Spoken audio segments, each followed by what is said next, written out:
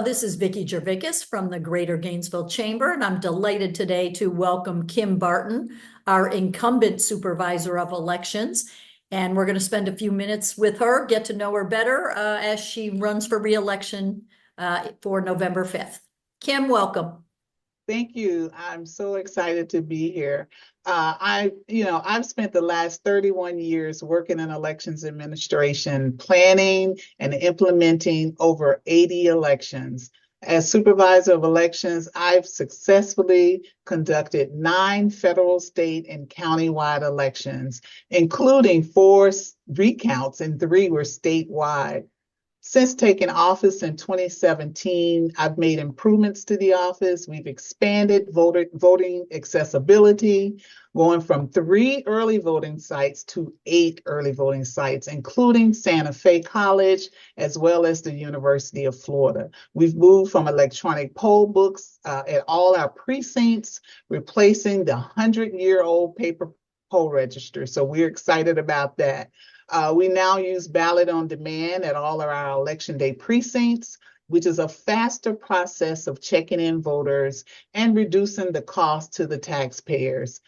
We've expanded our outreach programs and partnerships in the community. We have made many improvements in elections since taking office, and I'm really excited about continuing to improve on that.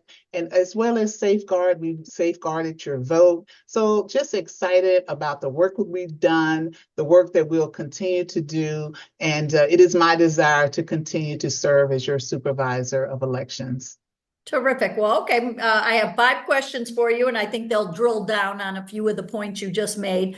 The first one is, what particular skills and experiences do you bring to this office? Well, I will tell you, I have had the experience in working in just about every area in the office. I'm a type of person, I want to learn even before I was elected supervisor of elections in terms of training, even ballot layout, laying out a ballot. So I've done just about every position in the office. I've learned.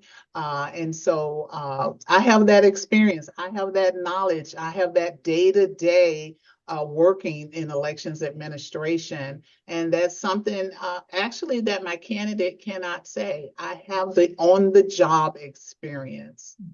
Very good. If you are reelected, what would be your top priorities and projects moving forward? Well, one of the things, of course, just keeping up with the emerging election technology, making sure we stay up to date. One of the things that I have asked the county commission in my budget request is we wanted to purchase clear ballot. I'm sorry.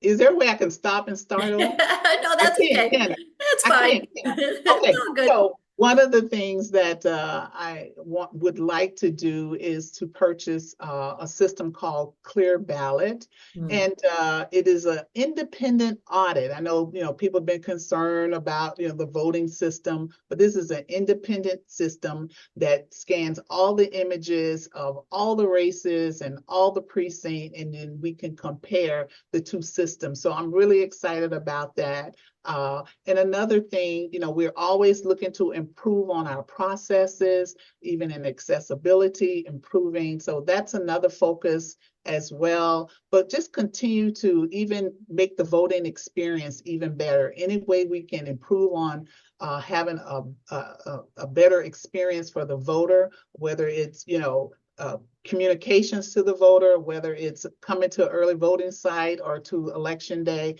just how processes be more efficient, streamlined, but be better for the voter. Terrific. And now I'm going to remind everyone that none of the candidates got the questions ahead of time. But it was a great segue into my next couple of questions. The third question is, election integrity is a divisive issue right now. What steps are important to reassure voters and turn down the temperature a little bit?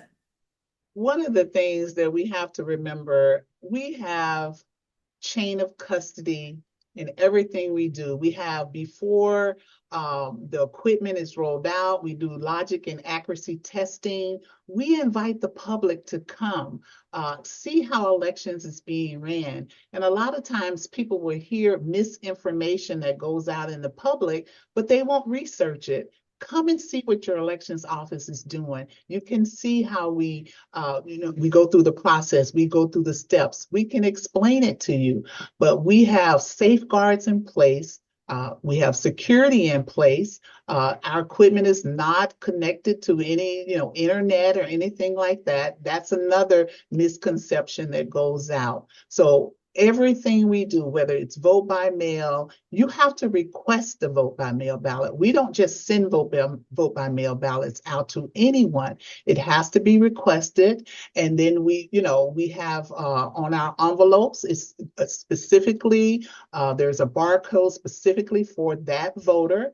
And when that ballot comes back, we then compare the signature. So there's safeguards in place where we keep the ballots, and then when we present them to the canvassing board, anytime we look at the signature on the ballot and it does not compare, we send that to the canvassing board to make a determination. We do notify voters that they can cure their ballots.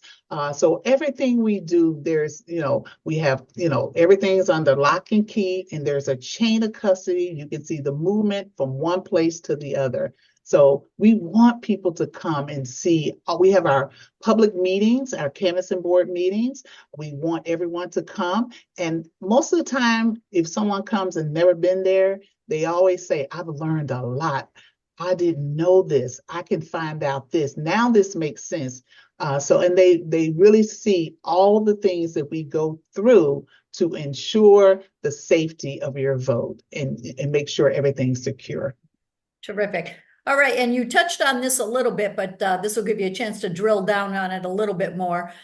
Technology both simplifies and complicates our lives. Do you think our election should make more use of today's tech or less?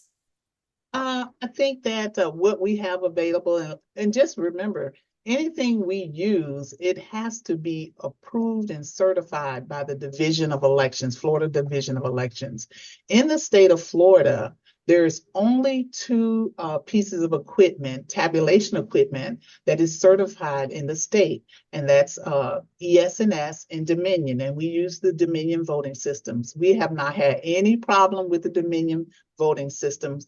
And so that is, and you hear a lot about hand counting versus the equipment, but hand counting is not legal in the state of Florida. It is illegal, and it is required that counties must count ballots on the electronic tabulation system. And remember, we vote on a paper ballot. So if there's ever any question, we can always go back to the paper ballot. So I think technology is great. I wouldn't want to go back to hand counting. First of all, it's someone's counting the ballot.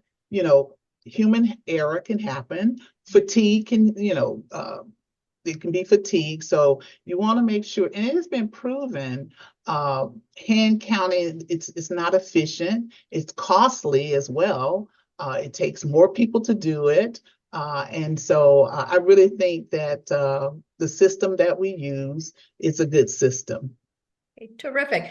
And then my final question is one of those great ones that, and especially with you, you know what you're getting yourself into. So why are you running for office again? I love what I do.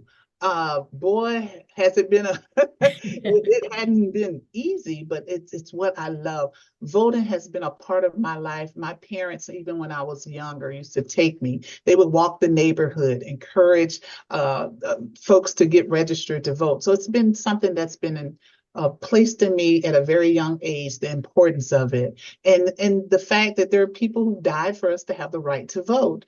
And so it's something that I'm very passionate about. I used to be when I first came to work in the elections office, I was the outreach director. So I got to work in the community. I got to help educate the community and working with different organizations and, fraternities, sororities, University of Florida, Santa Fe. I got to really help educate and prepare people to vote. And so it's something I'm very passionate about.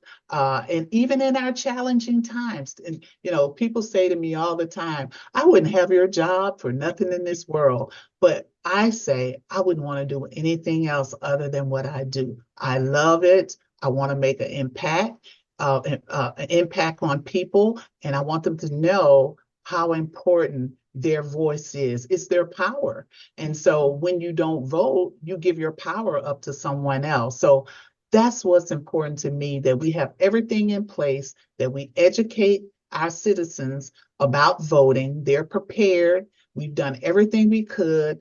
And so it's up to them. So that's my whole goal, is to make everything more efficient for the voters, and so that they can be prepared to make their choice and vote. Terrific. All right. Well, as we said, we have a few minutes, and this time is totally yours. So anything you'd like to say, anything we didn't Absolutely. get to? Well, I tell you what, it's been a joy to serve the voters of Alachua County in the last 31 years. I made a promise in 2016, when I was first elected, that I would increase voter participation, expand the voter education, improve voter accessibility, and enhance the voting experience. Those promises I made, those promises I kept.